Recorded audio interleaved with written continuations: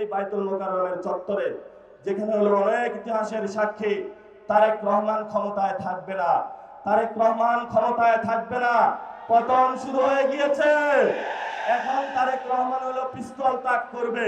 আমরাও বলি 1400 লোক গেছে, বুকে রাত গুলি চালান, সমস্যা নাই। তবে আমাদেরকে কোনো পর টাকা দিয়ে কিনতে পারবেন না, কোনো নেগোসিয়েশন হবে না, একটু হবে না। পতন হবে আপনার বাংলার মাটিতে। জনগণ আপনাকে পতন করে শেখ হাসিনার মতো উচিত শিক্ষা দিয়ে তবে আমরা বাংলাদেশের যে দ্বিতীয় স্বাধীনতার যুদ্ধ সেটার ভবিষ্যৎ মাত্রা এগিয়ে নিয়ে যাব।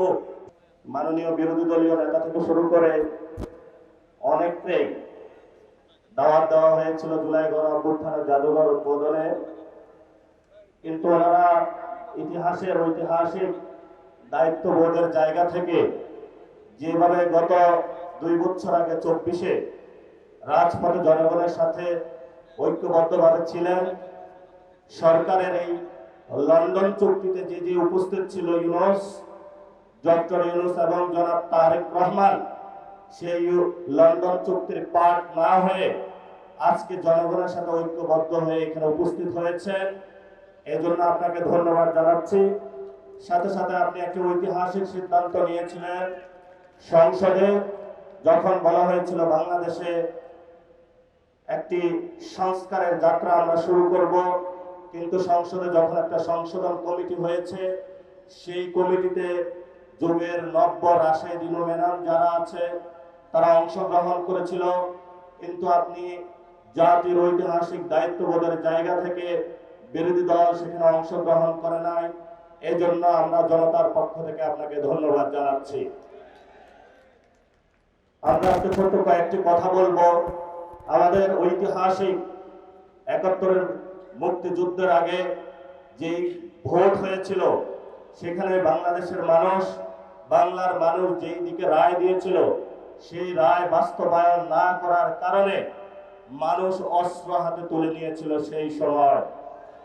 সেই সময়কালীন যাকে বলা হয় বঙ্গবন্ধু, উনি আসলে ভারত বন্ধু, সেই ভারতে পালিয়েছিলেন।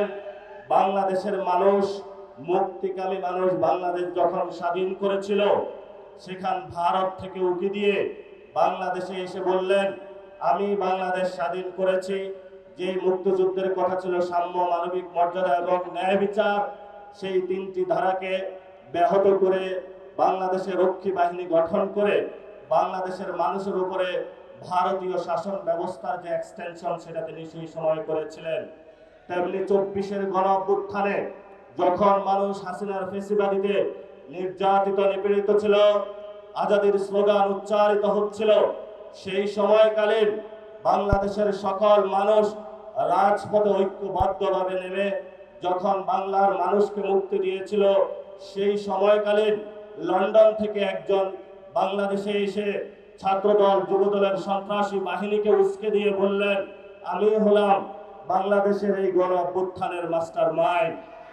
ফলত আমরা সেই কালীন যারা ভারত বন্ধু শেখ মুজিবুর রহমান এবং 24-এর গণ অভ্যুত্থানের সময় তারেক রহমানের লন্ডন থেকে ফেরত এসে মানুষের উপরে ছাত্রদল যুবদলের সন্ত্রাস চালিয়ে দেওয়াকে ওই রক্ষী বাহিনী, ওই শেখ মুজিব এবং বর্তমান তারেক রহমানের কোনো আমরা পার্থক্য দেখতে পাচ্ছি না।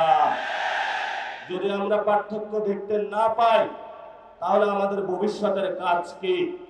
ভবিষ্যতের কাজ, কোরআনের একটা আয়াত আমি চরমভাবে বিশ্বাসী। সে আয়াতটি হলো, ওয়াআইদ্দু লাহুম মাসতাতাহুম মিন কুওয়া, তোমাদের যতটুকু আছে ততটুকু নিয়ে প্রস্তুতি গ্রহণ করো। বাকি সাহায্য কোথা থেকে আসবে? সাহায্য কোথায় থেকে আসবে? সেই গণ অভ্যুত্থানের দিন, এখন বাজে 12টা, সকালবেলায় বাংলাদেশ পুরো স্তব্ধ, আর্মি সব জায়গায় করিডোর দিয়ে রেখেছিল। আমি আর নাহিদ একটা বাসায় আবদ্ধ ছিলাম। আমরা সকালবেলায় বের হতে চাইলাম, বলল গুলি করা হবে। যে বাসায় আবদ্ধ ছিলাম একজন শিক্ষককে নিচে পাঠাইলাম, বললাম স্যার একটু দেখে আসুন নিচের কি অবস্থা। স্যার বলল নিচ থেকে উঠে এসে যা আর্মি হলো আমার পেটে হলো গুলি ধরেছে, যাওয়ার কোনো অপশন নাই। আমাদের অনেক ভাই সেই দিন সকালে শহীদ মিনারে অবস্থান নিয়েছিল, সেইখানে অনেক গুলিবিদ্ধ হয়েছিল। ঠিক এই সময়টাতে বাংলার মানুষ সকল ব্যারিকেড ভঙ্গ করে, যেখানে এসএসএফ কে 5 মিনিট দেওয়া হয়েছিল, শেখ হাসিনাকে 5 মিনিট দেওয়া হয়েছিল, যা হয়তো বাংলাদেশের মধ্যে তুমি 5 মিনিটের মধ্যে তোমার এখানে জীবন দিবা অথবা ভারতে পালাবা। সেই সময় আপনারা পুরো বাংলাদেশে ঐক্যবদ্ধভাবে পুরো বাংলার রাজপথে নেমে এসেছিলেন। সেই সময়কালীন 5 তারিখে তারেক রহমান বাংলাদেশে ছিল না। বাংলাদেশে ছিল আমার কৃষক, বাংলাদেশে ছিল মজুর, বাংলাদেশে ছিল রিক্সা চালক, বাংলাদেশে ছিল সবচেয়ে বিক্রেতা, বাংলাদেশে ছিল গৃহিণী, বাংলাদেশে ছিল আলেম, বাংলাদেশে ছিল ছাত্র। তারেক রহমানের কোন ছায়া আমরা সেদিন রাজপথে দেখি না। নতুন করে বাংলাদেশে এসেছে, হাল গতি বুঝার আগেই সব সিদ্ধান্ত নেওয়ার শুরু করেছে। আমরা বলেছি আপনাকে স্পষ্টত, আপনি যদি ক্ষমতায় থাকতে হয় আপনি গণভোটের রায় বাস্তবায়ন করতে হবে। যেই পরিস্থিতি পাকিস্তানি জান্তাদের হয়েছিল বাংলার জনগণের রায় না মানার কারণে, সেই পরিস্থিতি আপনার সাথেও হবে। কারণ এই প্রধানমন্ত্রীর চেয়ার এটা আপনার না, এটা বাংলাদেশের জনগণের। ফলত আমাদের চেয়ার নিয়ে কেউ যদি ছিনিমিনি খেলে, আমরা তো সেই চেয়ারকে রক্ষা করতেই হবে আমাদের। আমি ছোট্ট একটা গল্প দিয়ে শেষ করব। তাজমহল একজনে প্রায় 100 বারের মতন বিক্রি করেছিল। সব খরিদ্দার এসে খুঁজে যে আমি তাজমহলের মালিক, কিন্তু তাজমহলের মালিকানা কি কেউ নিয়েছে না ওই ব্যক্তিও হয়েছে? এটা ভারতের সম্পত্তিও ছিল। তারেক রহমান নির্বাচনে আসার আগে অনেক জায়গায় ধর্ণা দিয়েছে, ভারত থেকে শুরু করে অনেক ডিপ স্টেটের কাছে তাজমহলের মতন 100 জায়গায় বাংলাদেশকে বিক্রি করেছে। এখন সবাই এসেছে তারেক রহমানের কাছে যে তুমি না আমার কাছে বিক্রি করেছিলা, আরেকজন বলে তুমি না আমার কাছে বিক্রি করেছিলা। তারেক রহমান এখনো মাথা খারাপ হয়ে গিয়েছে, এখন তাদের পাওনা বুঝিয়ে দিতে পারছে না। কারণ বাংলাদেশের মালিকানা তারেক রহমানের নয়, বাংলাদেশের মালিকানা বাংলাদেশের জনগণের। আমাদেরকে এনশিওর করতে হবে, যদি বাংলাদেশের মাটি, বাংলাদেশের বায়ু, বাংলাদেশের পানি ভারত বা অন্য রাষ্ট্রের কাছে কেউ বিক্রি করতে চায় ক্ষমতার লোভে, আমরা রাজপথে থেকে সেই সকল মানুষ থেকে বাংলাদেশের স্বাধীনতা এবং সার্বভৌমত্ব নিশ্চিত করতে হবে। এটা যদি আমাদের জীবনে যায়, আমাদের কোনো পরোয়া আছে? চোখ তুলে নিয়েছে ইন্টারের একজন ছাত্রের, মাথা খারাপ হয়ে গিয়েছে যে চোখ তুলে ওদের। গতকালকে যোগসুর সম্মানিত যিনি নির্বাচিত সদস্য, যিনি নির্বাচিত জিএস, উনি বললেন যে এখানে যোগসুতে যে টেন্ডারটা হবে, এই টেন্ডার কোনো চাঁদাবাজদের হাতে পড়া যাবে না। যখনই এই কথা বলা হয়েছে, ওরা রামদা, চাপাতি, হক স্টিক দিয়ে সর্বসম্মিলিত ঢাকার যারা সন্ত্রাসী গোষ্ঠী আছে, একটা শিক্ষা প্রতিষ্ঠানে তারা আক্রমণ করেছে। সেখানে আক্রমণ করেই তারা ক্ষান্ত হয়নি। আপনারা দেখেছেন হবিগঞ্জে আমরা চিকিৎসা নিতে পারি না, সেখানে হসপিটালে গিয়ে তারা আক্রমণ করেছে। ঢাকাতেও গিয়ে তারা হসপিটালে অ্যাটাক করেছে, সেখানে চিকিৎসা নিতে দেয় নাই। এই তারেক রহমানের সন্ত্রাসী দল, ছাত্র দল, যুব দল, আজকে তোমাদেরকে বলবো, কই তোমরা আজকে কোথায় গুপ্ত হয়ে গিয়েছ? আজকে যে রাজপথে দেখা যাচ্ছে না, বাসায় কি ঘুমিয়ে আছো নাকি পালিয়ে গিয়েছ? পালানোর জায়গা পাবেন না। জনতা জেগে উঠেছে। ইনশাআল্লাহ ভবিষ্যৎ বাংলাদেশে আমাদের একটি শপথ নিতে হবে। এই শপথ হলো আগামীতে ইসলাম এবং সার্বভৌমত্বকে নিয়ে অনেক ষড়যন্ত্র শুরু হয়েছে। আপনারাই একমাত্র গার্ড, যারা এটা রক্ষা করবেন। জীবন দিয়ে হলো এটা রক্ষা করতে হবে। কারণ গত 53 বছরে অনেকেই বলেছিল যে অনেকেই নাকি বাংলাদেশের স্বাধীনতার সপক্ষের শক্তি।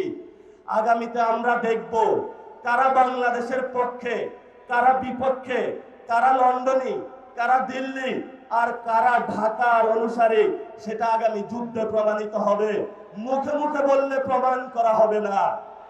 আমি হেফাজতে ইসলামের ভাইদের একটু উদ্দেশ্য করে বলবো, লড়াইটা এখন বাংলাদেশের সংস্কারের লড়াই, লড়াইটা এখন গণভোটের রায় বাস্তবায়নের লড়াই, লড়াইটা হলো শহীদদের বিচারের লড়াই। আপনারা আসুন, এই লড়াইতে আসুন। আমরা আর কোনো দ্বিধাবিভক্তি চাই না, কারণ বাংলাদেশের মানুষ, এখন বলা হয়ে থাকে মেয়ারে হক, আমি তো মানি সাহাবায়ে কেরাম সত্যের মাপকাঠি। এই যে ছোটখাটো বিষয় নিয়ে আপনারা প্রত্যেকটা মসজিদে বক্তব্য দিচ্ছেন, মানুষের মধ্যে একটা ভুল ধারণা সৃষ্টি করছেন, এটা করা উচিত না। আমি বলবো আসুন, ঐক্যবদ্ধভাবে আসুন। তারেক রহমান আপনাদেরকে কিছুই দিতে পারবে না। যদি দিতে হয় তাহলে মসজিদের মিনারে বসে আপনার ঝুলনতন্ত্রের বিরুদ্ধে কথা বলতে হবে। ইসলাম আমাদেরকে শিখিয়েছে বাতিলের বিরুদ্ধে কথা বলতে হবে, বাতিলের সাথে কোনো নেগোসিয়েশন করে নয়। এই শিক্ষাটা মাদ্রাসায় আপনারা আমাকে দিয়েছেন, সেই শিক্ষা আমরা আপনাদের মধ্যে দেখতে পাচ্ছি না।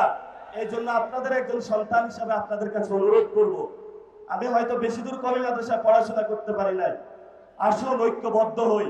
5 তারিখে যেইভাবে চরমনায় হুজুর থেকে শুরু করে 24-এ হেফাজতি বাইরা থেকে শুরু করে কোনো পরিচয় ছিল না, সবাই আমরা রাজপথে ঐক্যবদ্ধভাবে শহীদদের সাথে ছিলাম, আহতদের সাথে ছিলাম, বাংলাদেশের সংস্কারের জন্য ছিলাম।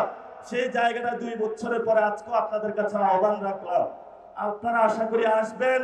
জাতির এই সংকট মুহূর্তে কয়েকজন এর কারণে আপনারা বিভ্রান্ত হবেন না। তারেক রহমান বাংলাদেশে ভালো কিছু দিতে পারবে না। তারেক রহমানের যখন পতন হবে তখন আইসা মায়া কান্না করে লাভ হবে না, তখন একটু পিছনে পড়ে যাবেন। ইতিহাসের সঠিক সিদ্ধান্ত নিতে হবে। তারেক রহমানের সাথে ভবিষ্যৎ নয়, ভবিষ্যৎ বাংলাদেশের জনগণের। দ্বিতীয় প্রতিষ্ঠা যে বার্ষিকী, আজকে সেই ডাক দিয়ে আপনাদেরকে বলে গেলাম, এই বাইতুল মোকাররমের চত্বরে, যেখানে হলো অনেক ইতিহাসের সাক্ষী, তারেক রহমান ক্ষমতায় থাকবে না, তারেক রহমান ক্ষমতায় থাকবে না। পতন শুরু হয়ে গিয়েছে, এখন তারেক রহমান হলো পিস্তল তাক করবে। আমরাও বলি 1400 লোক গেছে, বুকে রাত গুলি চালান, সমস্যা নাই, তবে আমাদেরকে কোনো পর টাকা দিয়ে কিনতে পারবেন না, কোনো নেগোসিয়েশন হবে না, একটু হবে না। পতন হবে আপনার বাংলার মাটিতে। জনগণ আপনাকে পতন করে শেখ হাসিনার মতো উচিত শিক্ষা দিয়ে তবে আমরা বাংলাদেশের যে দ্বিতীয় স্বাধীনতার যুদ্ধ, সেটার ভবিষ্যৎ মাত্রা এগিয়ে নিয়ে যাব। সবাই ভালো থাকবেন, নিরাপদে থাকবেন, আশেপাশে দেখে রাখবেন যারা ছাত্রদল, যুবদল, বিএনপির সন্ত্রাসী, তারা যাতে জনগণের উপরে কোনো অত্যাচার না চালাইতে পারে।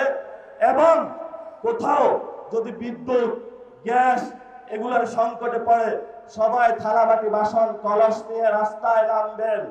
ক্ষমতায় বসেছ, গ্যাস দিতে হবে, বিদ্যুৎ দিতে হবে, সিন্ডিকেট চলবে না, কোনো পণ্যের দাম বাড়ানো যাবে না। যদি না দিতে পারো ক্ষমতা থেকে চলে যান, আমরা ক্ষমতা চালাইতে পারবো ইনশাআল্লাহ। সবাই দোয়া করবেন। আসসালামু আলাইকুম।